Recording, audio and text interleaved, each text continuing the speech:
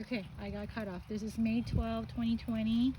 I was just talking about my little clusters of cherry tomatoes.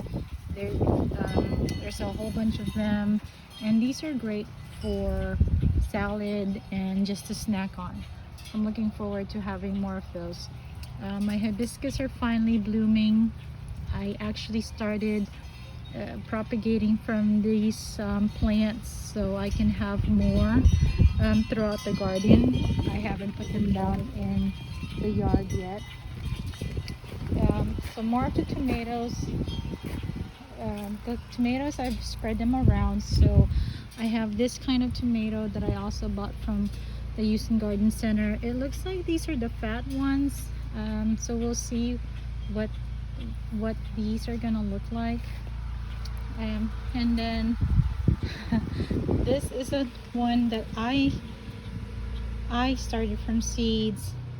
Every year I keep saying I'm gonna do a better job identifying the tomatoes, what kind they are, but I never do. So these are cool because these are the striped tomatoes. They're really nice looking. They're very plump. So these just started growing, and then alongside the tomato we have a cucumber plant that's already started growing. I think I may need to harvest this pretty soon. There's more little plants forming alongside that. On this same bed I have my wonderful comfrey plant. I can't wait to divide them so I can have them all over the yard. Then I have lemon basil. I'll have bitter melon or ampalaya that sprouted there. So these two are volunteers. Now these little ones are my okra, so I just put those down from seeds. And somewhere in here are sage plants that I started from seed. They're so small, it took forever for them to get to this stage. So what I started doing is just propagating some more from the stems, and hopefully we'll have a quicker propagation through that technique. Okay, so going this way, here's a change. I just cleaned this out, and I'm hoping I don't get bit by ants. I have ant mounds forming on this side. See these little flowers right here? These are agave plants. We started plant swapping group from the Nextdoor app. So we've had neighbors giving and getting free plants, and so I've been giving away a lot of my own plants, and these are what I got yesterday.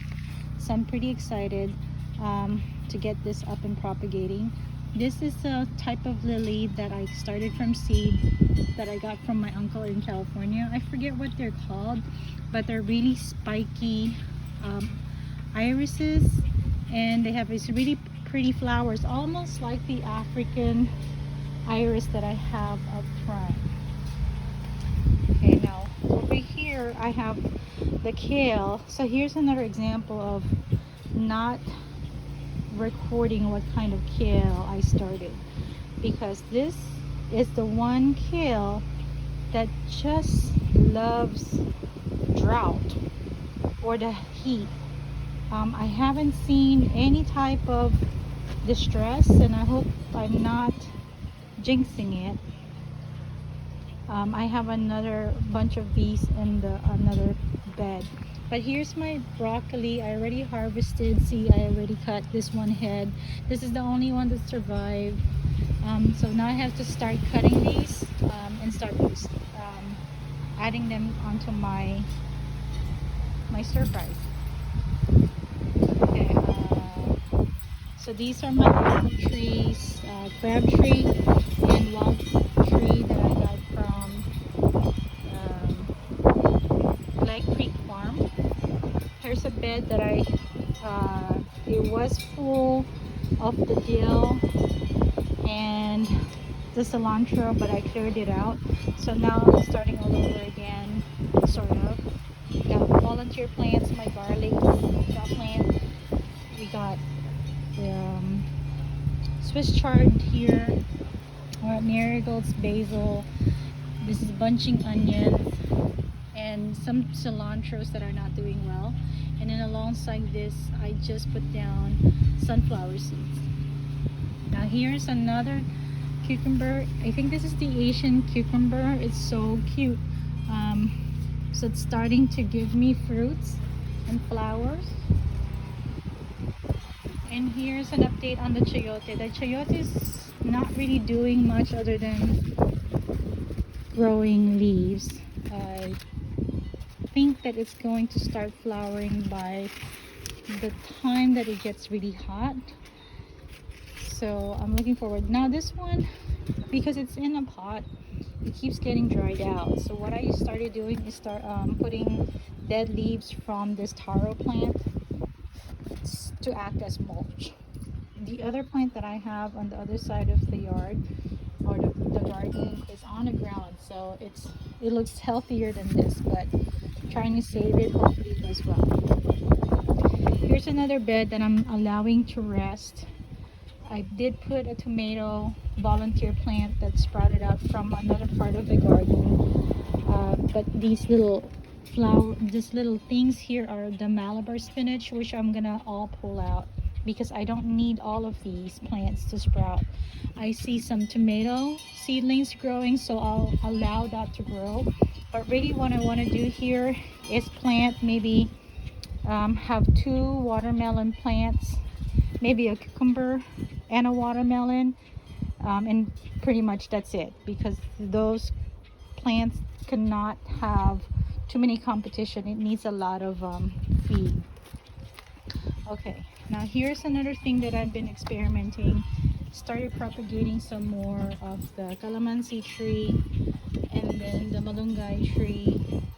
These are all cuttings. Now the interesting thing is, because I used all of this dirt is from my compost, so I have these volunteer seedlings that are coming out. This might be squash. It looks like it's gonna be a climber, so I'm just gonna allow them to grow. I'll pull them out depending on what they turn out to be. And then here are some more of the seedlings I started and the bulbs that I pulled out. These are the African lilies, so I had pulled them out from a section of the garden that's not getting a lot of growth, so I'll try to propagate these in the pot, see how they grow. These are what they look like dried. They're still alive. I can still I just haven't done that yet. And these are tomatoes. It says nasturtium, but because I put them in nasturtium, it took forever to grow, and I was thinking it's not going to grow, so then I just added tomatoes, and these are going to be the yellow tomatoes. Again, I don't know what kind. I know they're yellow. It's somewhere in my package. These are my my salvage plants, so they don't look pretty well right now because they've been pulled and I'm propagating. I got lemon balm, mint, Malabar spinach, some this is the Mexican, I keep forgetting the name. I keep wanting to say milkweed, but it's not. It's the, I can't remember the name. Okay, so this is what this is the milkweed, and then these are my propagated rosemaries I have. And you can see again, these are coming from the mulch, the dirt, so I have seeds coming, sprouting. This one is free too, because this particular stick was growing in the compost area. When I pulled it out, I think it's peach or a plum it came from, so I'm just gonna let it grow. Same thing here. So you have little caterpillars already coming from the small milkweed, and in fact I'm about to give this away to a neighbor. You can see these yellow things, the yellow spots right there. I know it's kind of windy, but those yellow spots are the monarch eggs, so they'll all end up to be those little caterpillars, and then they'll start becoming fat. Okay, so then, oh, it's a honeysuckle. Okay, now I remember. This is a Mexican honeysuckle, and I'll show you what it looks like now that it's in bloom. It's really a nice um, pollinator plant. So you see these flowers here, so they like they like those, the hummingbirds and the birds. And then this is what a dill flower looks like. I'm allowing these to grow into flowers because, again, they're supposed to be good for swallowtails, although I haven't really seen different butterflies other than the monarch. I think once or twice I saw a tiny one, and I still don't know what it looks like, but I'm still hoping for a swallowtail, so hopefully they come soon. Okay, so now walking over to this part, just to show you again another type of tomato that's growing. This is a celebrity tomatoes. This one has a label because I bought this from Houston Garden, and you see how big they are. They don't look like they're red yet, so they might still need to grow a little bit, but they're at least, I don't know, 2 to 3 inches in diameter now at this point. Somewhere in here I have a strawberry, but it only gave me a little bit of fruits. Okay, here's another tomato that I started. This is from Houston Garden. Sorry, there's a lot of wind, so I'm not sure what this is. Here's the marigold that just sprouted. I have a cucumber underneath this little wooden trellis, and right here, so we see how these these are shelvings that people have tossed away, my neighbors particularly. I started picking them up so I can use them as trellis, as you can see. So my cucumber, once it grows, will have to climb up onto this trellis, so it's free. And then this one is laying flat because I just bought cuttings for cassava cuttings. So there's 5 of them. 2 of them I already dug and planted on this side. I'm keeping it covered because I don't want the pests, well, not the pests, but really the rabbits or the birds to dig at it. Now this is what a dying cilantro plant looks like, but you can see, and I've already harvested so many seeds. These are the seeds that will become cilantro if I let them grow. So this particular site had the most amount of plants that came out as a volunteer, and there's so much seeds attached to these stalks. I'm just allowing them to dry, and then I'll put them down in the compost. So some of these seeds are eventually going to get scattered by the wind and by me shaking it off. So then by next season I'll have more cilantros coming up in more places. So here's the other bed that has the kale and spinach and Swiss chard. So on this bed, the kale and the Swiss chard wasn't doing too well because they were shaded by the cilantro plant that is now laying on the ground. So then I'm using that as mulch. It was being shaded out too much, and so the kale did well, but not the Swiss chard and not the spinach. But I'm hoping at this point maybe they'll have a chance to grow. Okay, here's I think I need to water this again. This is the sayote. So this thing broke off. I wanted it to go up on the trellis, but it looks like I need to climb up there to put it up. So this is growing. Must have been hot this morning because the sprinkler came on, but they still look wilted. This is a upo. And then more of the tomatoes. This one has started fruiting. These are my plants that I started from seeds. Here's my attempt of protecting them, so I'm gonna have to do as much of these covering as I can. These are from the onion bags that I've been collecting throughout the last year or so. So again, these are all tomato seedlings, so I started from seeds.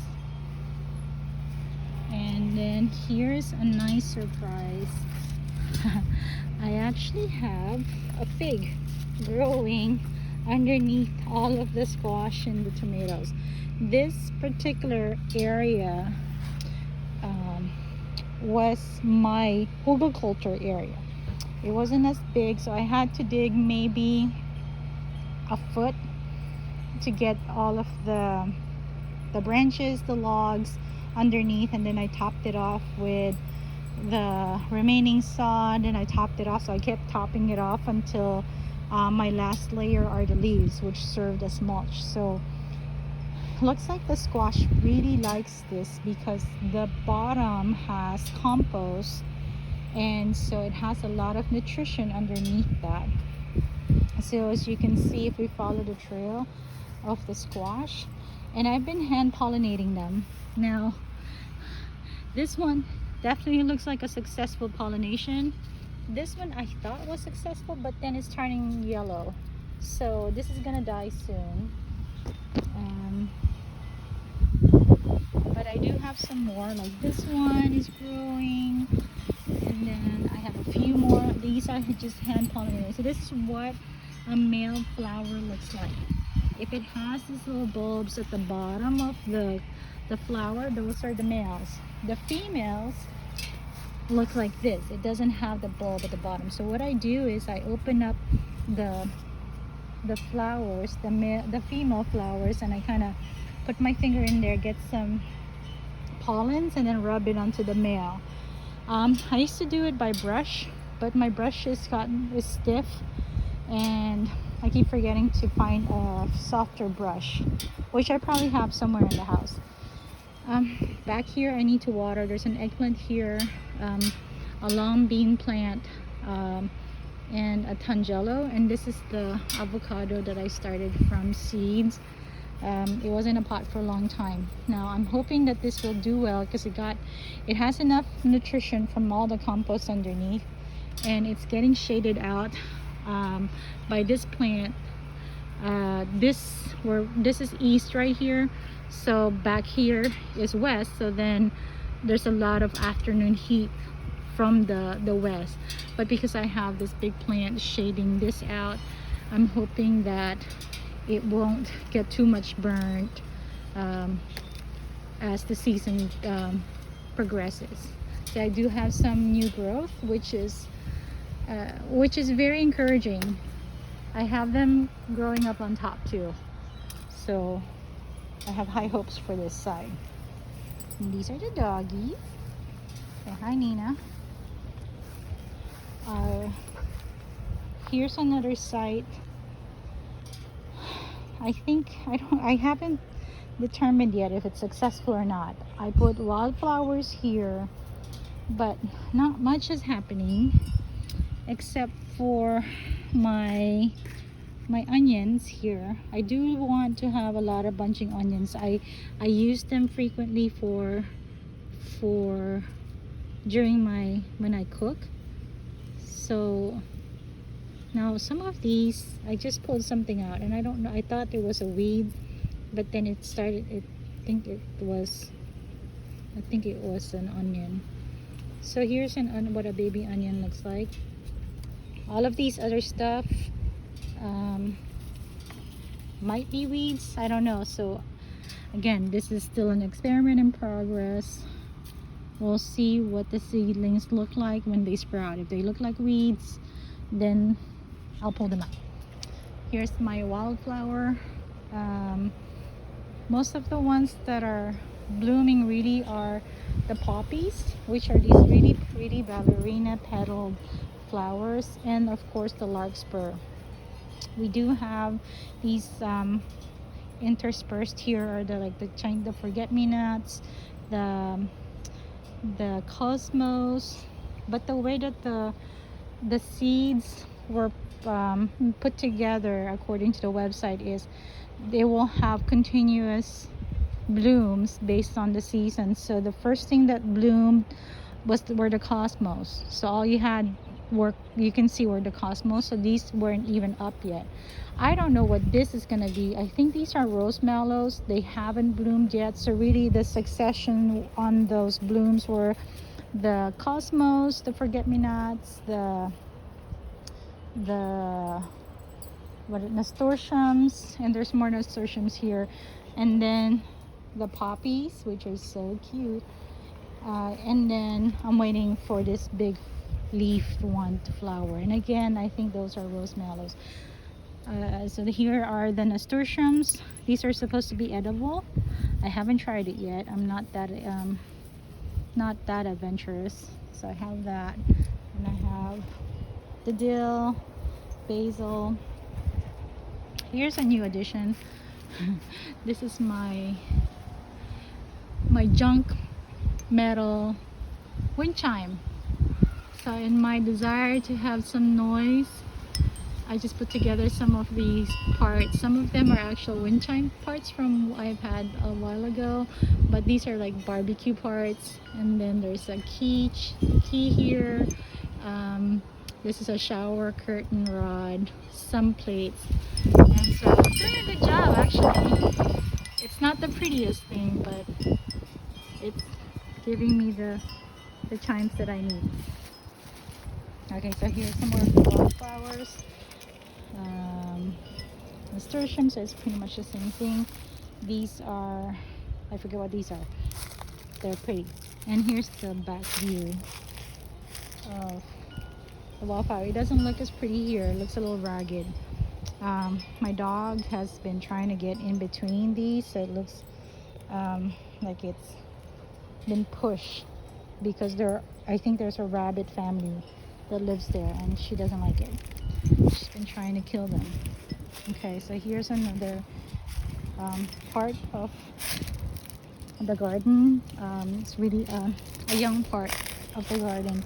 I have this hot peppers and the milkweed, the African iris. Over here it looks a little sad, but this is a Japanese yam that I had in another part of the, oh my goodness, it's scorched like something burnt it.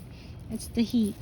So underneath it are the Japanese yam. So I'm waiting for that to grow, and then once it grows, I'll have it I'll have like a little rope going through this 2 posts, and so it will act as a trellis. And here's my peach. It's doing really, really well. I've been throwing some of the calamansi cuttings on the ground for mulch, and then that's a papaya that grew from seed, and so I'm going to transplant that into that spot. And then here is another experiment. I need to dig it deeper though. So this is a compost bin that the intention was for it to be buried deep enough so that it doesn't dry out, but it's still providing a more concentrated amount of compost, because there's compost in this bin. I just saw that my little spot where I planted the yams had little seeds, and I think those might be either arugula or the bok choy, because I broadcasted them throughout the garden, so we'll see what that's going to turn out to be. Okay, and then here is my papaya. It's finally, oh, the flower already bloomed. I just saw that. Okay, so here's finally a bloom, and I have a bunch more of them throughout this tree. So since this tree likes it here, I am going to transplant that tree to the same spot. Well, not the same spot, but alongside it. So then I'll have 2 trees. I think it's getting shaded and protected by the calamansi. So thank you, calamansi tree. It was providing the much needed shade because it gets too hot in the afternoon now. This is what I'm worried about. This is my pear, my second tree pear. It got scorched. I added some more wood chips here, and I've been watering it deeply. I even put warm casting tea over on this section to kind of help invigorate it. It's not giving me new growth, but it's not completely dead. And when I pull it, it's not quite giving, so it's still alive. There's still hope there. Okay. Here's another thing that I repurposed. This is, I think this might be like a hamster cage, some kind of cage, because it has a door right here. My neighbor a few houses down tossed it out last year. I've had it sitting in the backyard for a while on top of my compost, not knowing what I'm gonna do with it, and then suddenly it occurred to me to move it here, and I'll put my the plants, the canna roots, which I pulled out from the other part to dry off here, because I don't want to put them in my compost, otherwise it's just going to encourage growth. So it became my drying container for those roots. And then this morning I decided, why don't I just use this as another compost site? That way it will feed the calamansi even further. And I think if I use this as a composter, it might end up composting a lot quicker than in that bin. So that's what I'm doing. I've been putting compost in situ, I think that's how you say it. I saw this lady who does permaculture following the same principle. So she has bins alongside some trees, or kind of just dispersed throughout her garden to do on-site feeding. But she also has an actual bin that's somewhere else like I do, and she has other composting bins too. But yeah, I like this principle because I have so many of these buckets that are just empty, and so I'll end up just putting compost and then having them sit throughout the yard. Okay, so here's another look at a section of wildflowers. This is doing really well. This is a section of the garden that I'm loving by far, and the reason being is because before I cleaned it out, all you can see here was the overgrown purple heart, and so the spider lily was getting choked out. And in fact, I had so much of the whatchamacallit, the milkweed here also. It was shading everything out. So what I did in early spring, actually late winter, I cut them, all of them, to the ground, and then I started pulling and clearing the purple flowers, the purple hearts, to make room for the wildflower. Excuse me. So I'm gonna have to clear out some more of those because I want more varieties of plants over here. And so it's full, it's pretty, and it's a perfect place for the rabbits to hide too from Nina. So Nina's always poking her nose in there. So this is a zinnia that's also well, it actually is a volunteer plant that was in another part of the ground, and I moved it here because it was exposed to where it was originally sprouted, so I wanted to protect it, and so it's doing well. And here's another great plant. Oh my goodness, I'm hoping this will just live forever. This is a spinach plant, but look at how big that is. That's at least, what, 1.5 feet long. just about over a foot long. So when I'm sauteing or doing my soups, all I need are a couple of these and I'm fine. And then here's another hibiscus. Again, this one last year was shaded out by the milkweed and the other plants, so it didn't do well. So now that it's fully exposed, it has these nice green plant flowers. So I have, those are doing well. So here's another tomato.